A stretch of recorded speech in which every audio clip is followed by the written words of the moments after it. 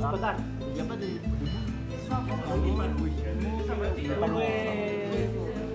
Tu veux pas des ballons? C'est pareil, c'est pas la même chose, mais c'est pareil. C'est pas la même chose.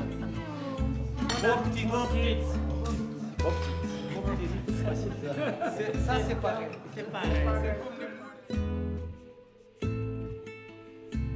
On a choisi de venir au Portugal parce que c'est vraiment somptueux. C'était quelque chose de nouveau qu'on ne connaissait pas et d'ailleurs on n'en a jamais vraiment entendu parler dans le monde de l'escalade.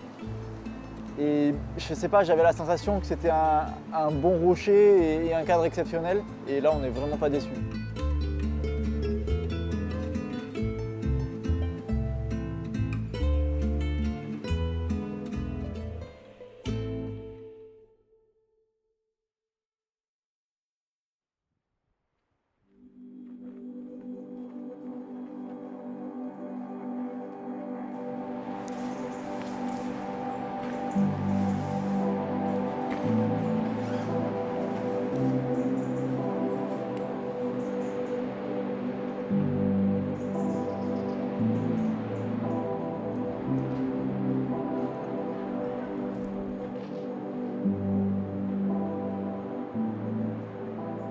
Moi, je suis né dans le Var, à Draguignan. Draguignan, c'est une ville du sud qui est entourée par plein de falaises.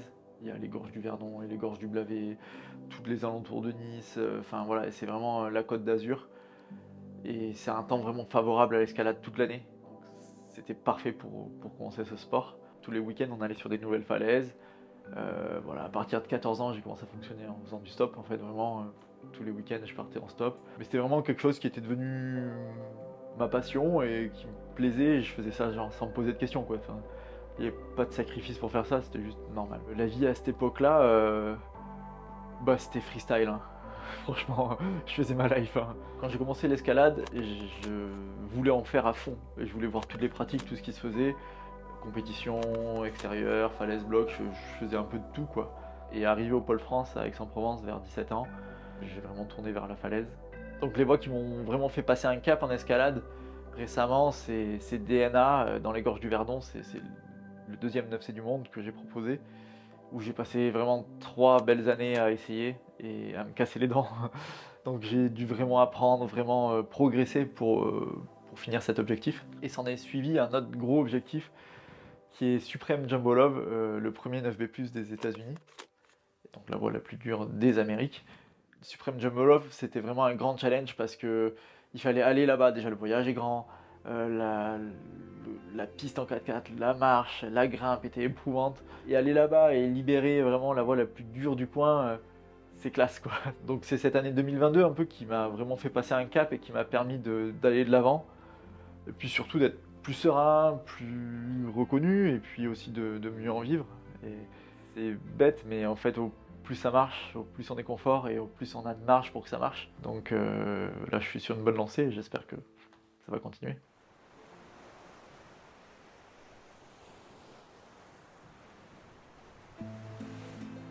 Mon objectif en venant ici au Portugal, c'est de libérer les voies les plus dures possibles et de faire passer un cap au niveau de la difficulté du pays. Il y a notamment un lieu phare au Portugal qui s'appelle Cabo Espichel, avec 2 secteurs majeurs, Meo Mango et Atlantida.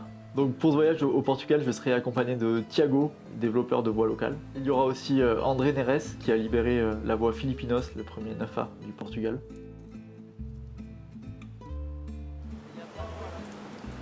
Seulement à la droite et à la gauche. Et à la gauche, il y a 2 projets. Et tu peux y regarder pour voir ce que nous dit. Voilà. Donc, le programme c'est le suivant, allez tout d'abord découvrir le secteur d'Atlantide avec des longues envolées et de très belles voies existantes. Et ensuite on va aller au secteur de Meo Mango où là il y a vraiment les voies les plus dures. Il y a un 9A qui s'appelle Filipinos et qui a été libéré par André Neres. Et ensuite j'aimerais essayer Mar de Bering et Rei de Bering qui sont 2 projets qui pourraient être potentiellement plus durs. We are at Meo Mango. Meo Mango is a crag south of the river, like 45 minutes south from Lisbon. And it's like it was discovered and started to be bolted like around 2008. And it's like where we have right now in Portugal the most concentration of hard roots around.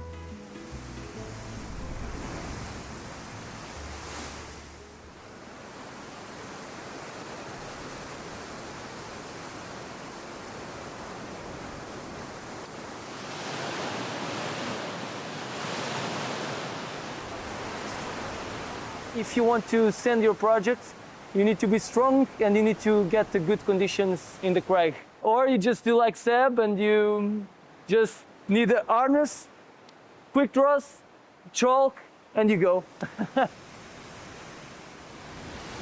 Alors, la particularité de Filipinos, déjà, c'est le cadre. Il est juste au-dessus d'une grosse vasque qui pousse quand il y a de la houle. Donc on grimpe au-dessus des grosses vagues qui claquent et ça, c'est vraiment très stylé et très effrayant à la fois.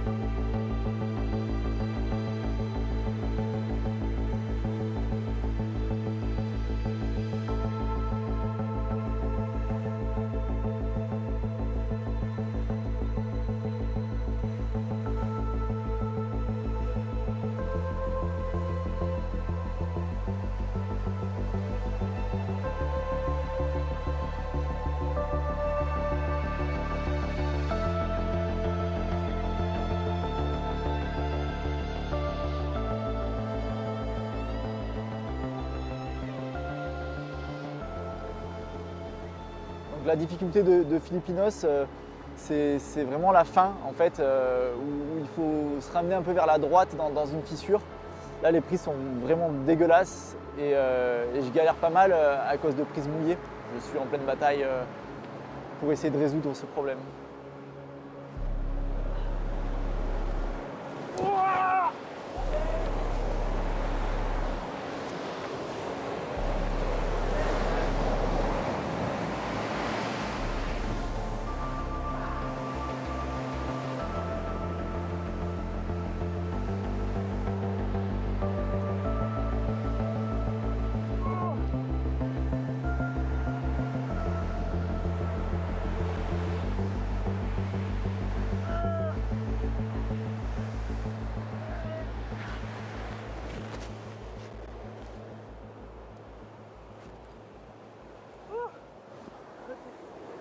Oh, c'est trop cool, c'est trop cool. La prise, elle était un peu plus sèche. Ça l'a fait quoi. Ça l'a fait. J'ai pas glissé. Parce que les essais d'avant, j'ai pas mal glissé à cause de la prise qui était mouillée. Et c'était un peu chiant là. Mais là, c'était cool. Là, c'est bien passé tout seul. Thiago.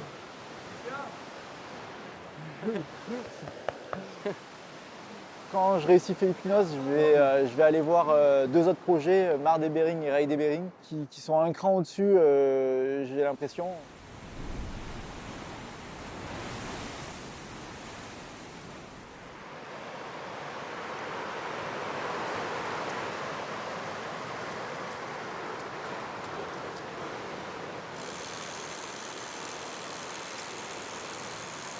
That's very inspiring to see that mindset, because there were sometimes we just thought and we were convinced that it was impossible to climb because it was too humid. And when Seb came, we realized that if you are motivated enough, you can climb, doesn't matter the conditions. So humidity is a myth. Donc ensuite, l'objectif, c'est d'enchaîner Mar des Bering, qui est une voie à deux parties, je dirais, avec une première partie en 8V+, qui met une bonne pré-fatigue. Et suite à ça, une grosse dizaine de moves très intenses et qui sont vraiment très durs.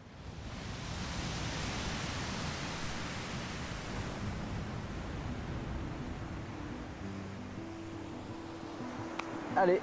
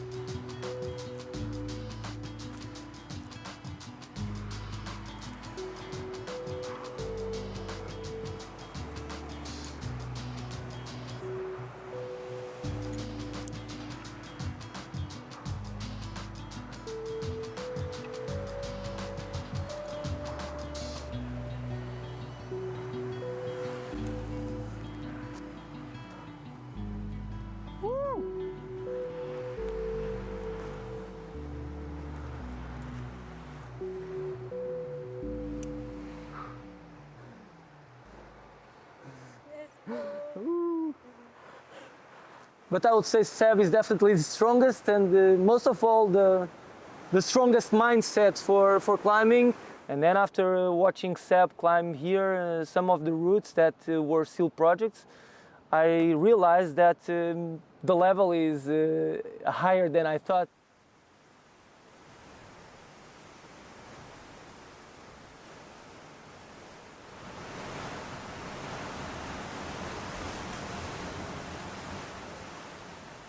Et après, donc, il y a un départ plus dur et plus direct de Mar des Bering, c'est Rei des Bering. Et là, ça va devenir une voie mythique au Portugal parce que je pense que ce sera la voie la plus dure du pays. Il y a vraiment tout ce qu'il faut pour faire une voie dure, de l'endurance, des passages très techniques et puis là-haut, une bonne partie intense. Je pense que ça va devenir une voie complète et de renommée internationale.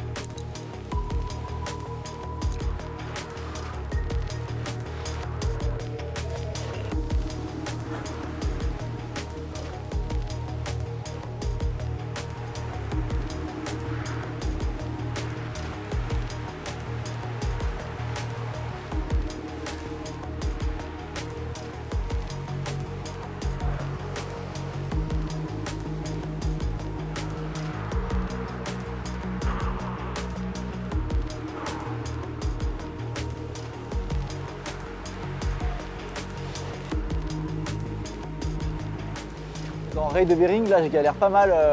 En fait, c'est la même fin que Mar de Bering et j'arrive éclaté. C'est-à-dire que l'endurance nécessaire, je ne l'ai pas forcément. Et à chaque fois, je me fais ouvrir dans les derniers moves où je pensais que j'allais jamais tomber. Et là, aujourd'hui, là, je suis arrivé en haut, éclaté comme je ne pouvais pas. Et j'ai cru que j'allais tomber en chopant la dernière bonne prise où après on ne peut plus tomber. Ah,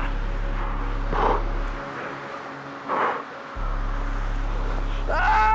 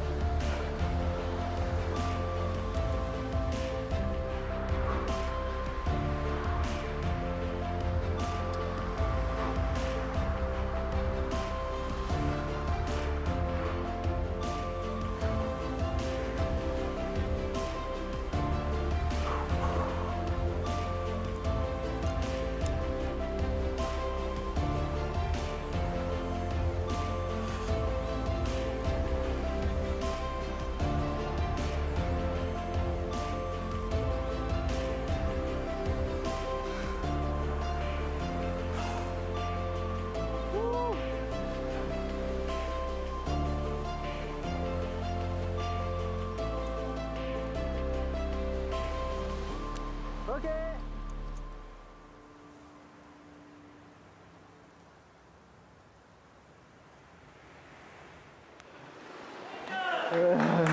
Bravo. Ah oui. Très bien. Super. Formidable. Formidável, senhor Seb. Très bien. Bem, mano.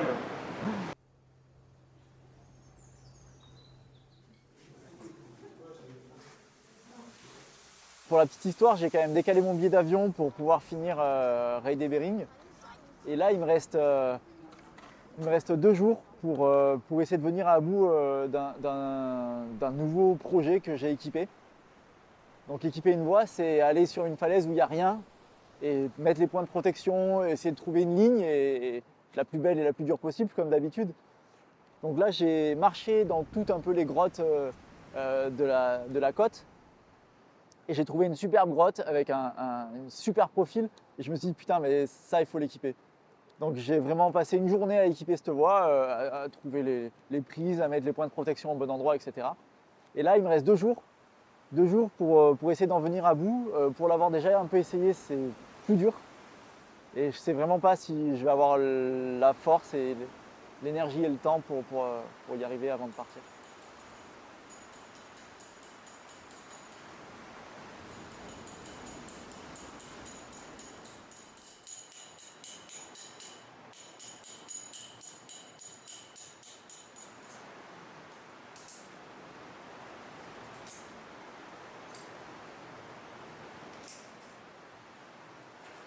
Donc bois, ouais, il me reste 2 jours pour en venir à bout. J'espère que je vais y arriver, quoi.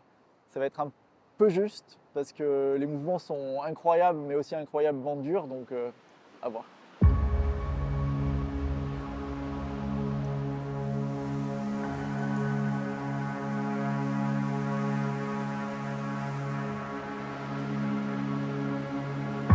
Donc cette voie, ça vient vraiment du fond d'une grotte et ça sort un peu comme un boa en serpentant sur un plafond. Ça propose des mouvements incroyables et en 3D, il faut se tourner dans tous les sens. Et il y a un dernier jeté pour aller dans une prise qui est vraiment extrême et je ne sais pas si dans l'enchaînement, je serai capable de le faire avant de partir.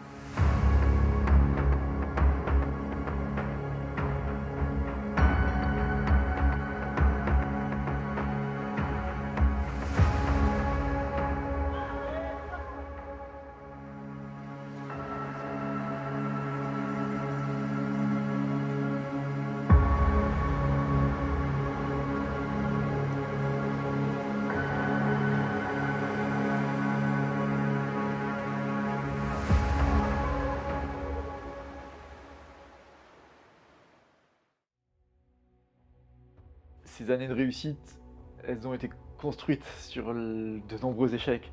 C'est-à-dire que les voies, elles n'ont pas été sorties d'un seul coup comme ça, au pied levé.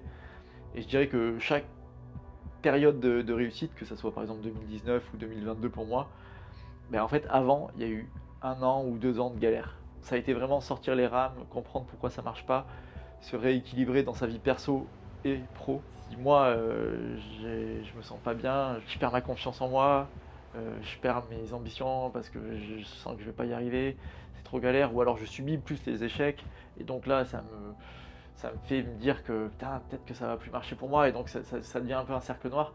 Tout est vraiment lié, c'est-à-dire que c'est dur de séparer. Donc l'escalade, c'est vraiment un sport particulier parce que à chaque gros challenge, il y a une grande période, on ne sait pas si on va y arriver.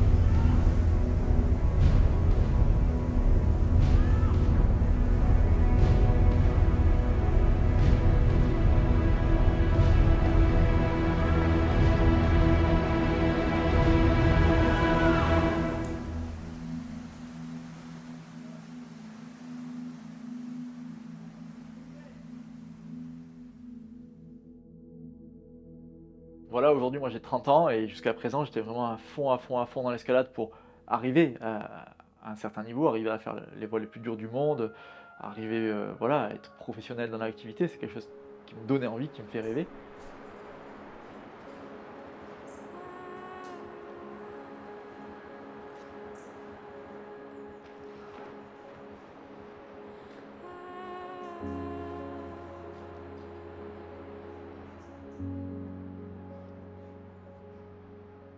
Alors, je pense pas que créer ma vie autour de l'escalade soit un risque, mais nous en escalade, ce qui est important, c'est de se détacher de la réussite, parce que sinon on pète un câble. Enfin, t'imagines, t'es en échec, je sais pas, 250 fois sur une même voie. Si ça te tient à cœur à chaque essai, c'est pas facile, donc c'est important d'avoir autre chose à côté, je pense. Pour moi, l'escalade, ça apporte certaines valeurs dans la vie, et si on devrait en retenir que 3, c'est d'abord la liberté, on se sent vraiment libre. Voilà, on est ailleurs, on fait autre chose, tous les problèmes s'en vont, on est dans des cadres somptueux, on fait des nouvelles voies, souvent il y a des amis, donc c'est quelque chose où on s'évade, où on se sent libre. Ensuite, je dirais que ça nous apprend à apprécier la beauté des choses, la beauté d'une voie, la beauté tout court de la nature. Et la troisième chose, je dirais que ça apprend le respect.